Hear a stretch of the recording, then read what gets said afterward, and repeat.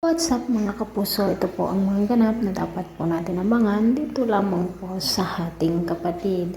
Kahit nga po nagmamkaawa si Rosel na iurong ni Nabia ang kaso na isinampa nila kay Tyrone, ay hindi niya ito pinakinggan, bagkus ay talaga namang pong minura pa ni Bia si Rosel at dumadaig talaga dito ang selos niya.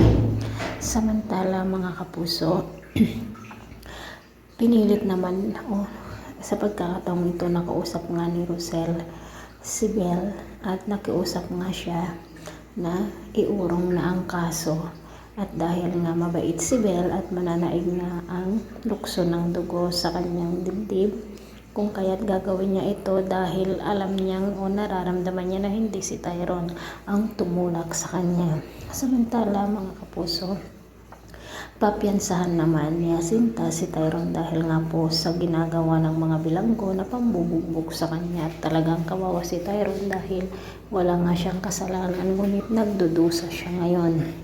Samantala, muntik na nga mapahamak si Tali sa bar na kung saan ay naglalasing siya, at naalala nga niya ang pagpapalayas ni Rosel sa kanya. At habang nasa daan siya, mayroong isang sasakyan na ang bilis tumakbo, at ito ay sa paglalakad naman ni Tali ay nasabuyan siya ng tubig sa kalsada. Tinulungan naman siya ni Melania mga kapuso, at sasabihin ni Melania dito na sila daw ang magkakampi, sila daw ang magpamilya, at gagantihan daw nila si Rosel. Mga kapuso, napakasama talagang ugali nitong si Melania.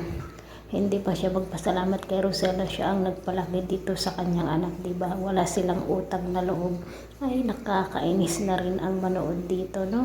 Puro na lang mga kasamaan ang nagwawagi. Pero makaantabayanan po natin ang susunod pang ganap kung paano tutulungan ni Belle si Tyrone para makalabas na sa kulungan.